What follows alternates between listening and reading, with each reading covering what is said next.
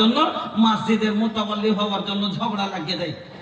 তার কাছে টাকা দেবে দেবে ওই একলাই নেতা, ওই একলাই হিসাব জানে, আমি জানি না। আগ্রহ খুব যে আমাকে কি বানা, ক্যাশিয়ার বানা, আমার কাছে টাকা জমা থাকবে, ও এতে থেকে কিছু ফায়দা বুঝছে, এই জন্য চাইছে। মনে করছে 5 লাখ 7 লাখ 10 লাখ 15 লাখ 20 লাখ টাকা জমা থাকে মসজিদের অনেক সময়তে। এবার আমি ব্যবসা করছি, 5 লাখ টাকা লক করে লাগিয়ে দিব, আর ব্যবসা থেকে লাভ উন্নতি করে নেবো 2 লাখ থেকে, ফের রেখে দিব টাকা। উন্নতি করা যাবে কি? আল্লাহর টাকাকে হেলা যাবে না, হ্যাঁ না তো আল্লাহর মায়ের কিভাবে পড়বে। একটা মজার কথা শুনবেন। একদিন হয়েছে ঝড়, কাল বৈশাখী চৈত মাসে ঝড় এসছে। তো এই যে কারেন্টের তার আছে রোডের উপরে, তো একটা মোটা গাছ পড়ে গেছে, আর পড়ে আবার তার ছিঁড়ে গেছে। তো কারেন্ট চলে গেছে, গ্রামে লাইন নাই, বিজলি নাই। তো মসজিদের পাশে একবার 7-8টা বাড়ি আছে। তো ওই বাড়ির মহিলাটা ওর স্বামীকে বলছে, হাজি তোমার কি জ্ঞান বুদ্ধি কিছু হবে না? কেনে রে, কি হয়েছে? বলছে কি, কেন? তুমি জানো না যে কারেন্ট নাই, তার ছিঁড়ে গেছে, তো লাইন আসবে না, বাড়িতে বিজলি আসবে না, তো তোমাকে একটু তেলের ব্যবস্থা করতে হবে না? রাতে তুমি অন্ধকারে কি করে কাজ করবো, রান্না বাড়া কি করে হবে, আর তোমাকে খেতে কি করে দিব, তো তোমাকে একটু তেলের ব্যবস্থা করতে হবে না?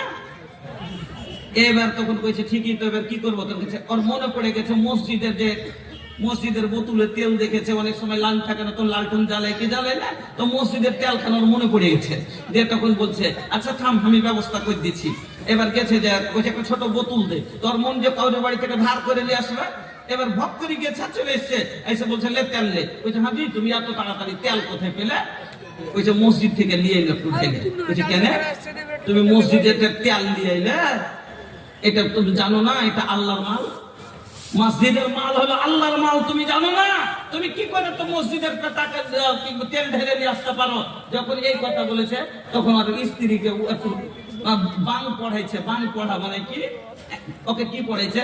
আরে পাগলি শুন, আমিও আল্লাহর বান্দা, ঘরও আল্লাহর ঘর, আর তেলও আল্লাহর তেল, তো আমিও আল্লাহর, ঘরও আল্লাহর। ও আরবিতে ওকে কইছে কি, আর কি, আনা আব্দুল্লাহ, বুঝা আমি হলো আল্লাহর বান্দা। ওল বাইতো বাইতুল্লাহ, আর ঘর হলো আল্লাহর ঘর। ওল যাইতো জাইতুল্লাহ, আর তেল হলো আল্লাহর তেল। তাহলে আমিও হলাম আল্লাহর, ঘরও হলো আল্লাহর। কোরআনের কথা লয়, বুঝাবার জন্য বলছি কথাটা, হ্যাঁ, তো হাদিসের কথা লয়। তো ঘরও হলো আল্লাহর, আমিও বান্দা আল্লাহর, তেলও আল্লাহর, সবই তো আল্লাহর। তাহলে একটু তেল নিলে কি হলো? যেমন এই কথা কহা, স্ত্রীটা ছিল একটু শিক্ষিতা মহিলা, পিছন দিক থেকে একটা বাড়ি দিয়েছে, স্বামীকে একটা থাপ্পড় দিয়ে বলছে, ওয়াজার বোজার বললা, মায়েরও হলো আল্লাহর মায়ের। তাইলে স্ত্রী স্বামীকে মানলে ফের আমার কি দোষ? তেলও আল্লাহর, ঘরও আল্লাহর, সবই আল্লাহ, তো মায়েরও আল্লাহর।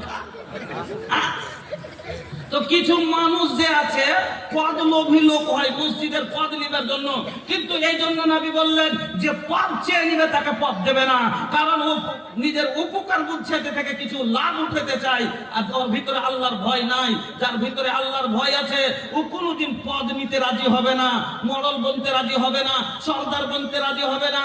কেন? আমি যখন সর্দার হব, আমি যখন মডল হব, আমার মাথায় গ্রামের লোকের জিম্মেদারি পড়বে, আমার এগুলো রাইয়াত হবে, আমি তার মালিক হব।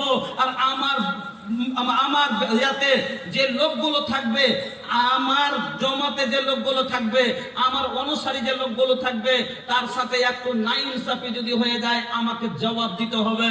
মসজিদের টাকা আমার কাছ থেকে 1 টাকা বেশি খরচ হয়ে যায়, আমাকে